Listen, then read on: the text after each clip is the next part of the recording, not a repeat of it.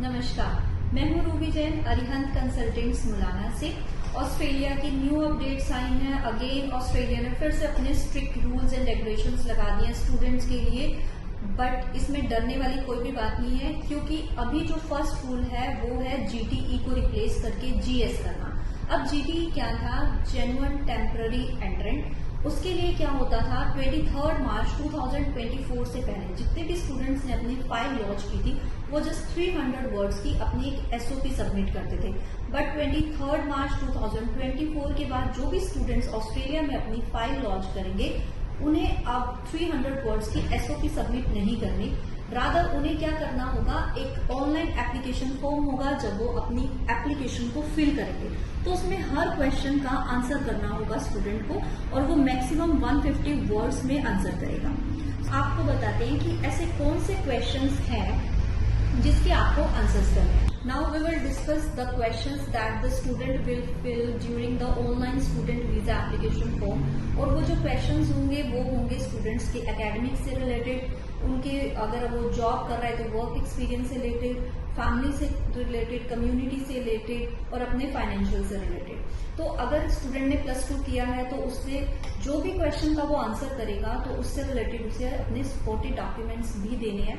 जैसे अपने 12th pass out की है तो 12th की मार्कशीट हो गई, अगर आप ग्रेजुएशन है तो ग्रेजुएशन की मार्कशीट हो गई, डिग्री होगी और फिर ट्रांसक्रिप्ट हो गई।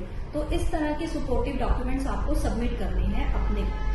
नेक्स्ट क्वेश्चन आ जाता है इसमें, आपके अपने फैमिली से क्या रिलेशनशिप है, आपके जो स्पॉन्सरशिप है वो कौन है। सपोज आपके फादर हैं या मदर है, आपके ग्रैंड पेरेंट्स है, कौन है जो आपको स्पॉन्सर कर रहा है, तो उसके रिलेटेड आपको फाइनेंशियल डॉक्यूमेंट्स आपको अपलोड करने हैं।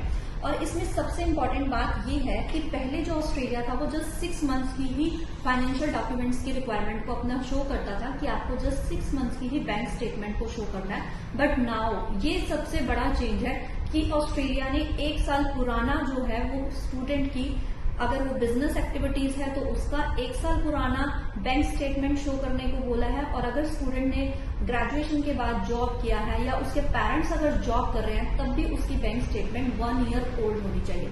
सो ये बिगेस्ट चेंज है। अदरवाइज पास्ट हम जीटीई का जीएस से कंपैरिजन करते हैं तो फाइनेंशियल डॉक्यूमेंट्स या अदर डॉक्यूमेंट्स में कोई बिगेस्ट चेंज नहीं है।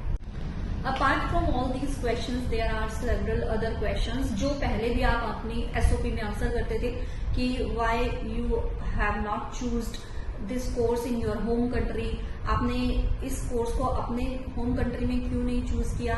आप ऑस्ट्रेलिया में अगर इस कोर्स को करते हैं तो आपका जो फ्यूचर एक्सपेक्टेशन है वो क्या है, आप इस कोर्स को करने के बाद कितनी सैलरी या जॉब एक्सपेक्ट करते हो। तो इसका फ्यूचर से रिलेटेड सारे क्वेश्चंस आपको आंसर करने हैं। जो आप इन क्वेश्चंस के अलावा एक और क्वेश्चन होगा, जैसे आपका जो कोर्स है जो आप ऑस्ट्रेलिया में पढ़ने के लिए आ रहे हैं उसका फ्यूचर में क्या वैल्यू है, क्या इंपॉर्टेंस है। नेक्स्ट क्वेश्चन होगा आपकी इमिग्रेशन हिस्ट्री से लेकर कि आपका पहले कितनी बार कोई अगर रिफ्यूजल आया है तो आपको वो बताना है। तो ये सारे क्वेश्चन पहले भी हम लोग जो है आंसर्स करते थे और अब भी करने हैं, तो कोई बिगेस्ट चेंज नहीं है, सिर्फ एक ही चेंज है। फर्स्ट यही है कि आपको 1 ईयर की बैंक स्टेटमेंट को शो करना है। और अगर आप जॉब करते हैं आफ्टर ग्रेजुएशन तो आपको अपना वर्क एक्सपीरियंस शो करना है। आपका जो एम्प्लॉयर है उसके लेटर हेड पर उसकी ईमेल और उसका फोन नंबर होना चाहिए ताकि स्टूडेंट्स की जो जॉब वेरिफिकेशन है वो यूनिवर्सिटी इजीली कर सके। सो ये ऑस्ट्रेलिया के अपडेट्स हैं। आई होप आपको अरिहंत कंसल्टेंट से ऑस्ट्रेलिया से रिलेटेड या किसी भी कंट्री से रिलेटेड अगर कोई भी अपडेट चाहिए तो आप हमारे यूट्यूब चैनल को और इंस्टाग्राम को फॉलो कीजिए। Thank you.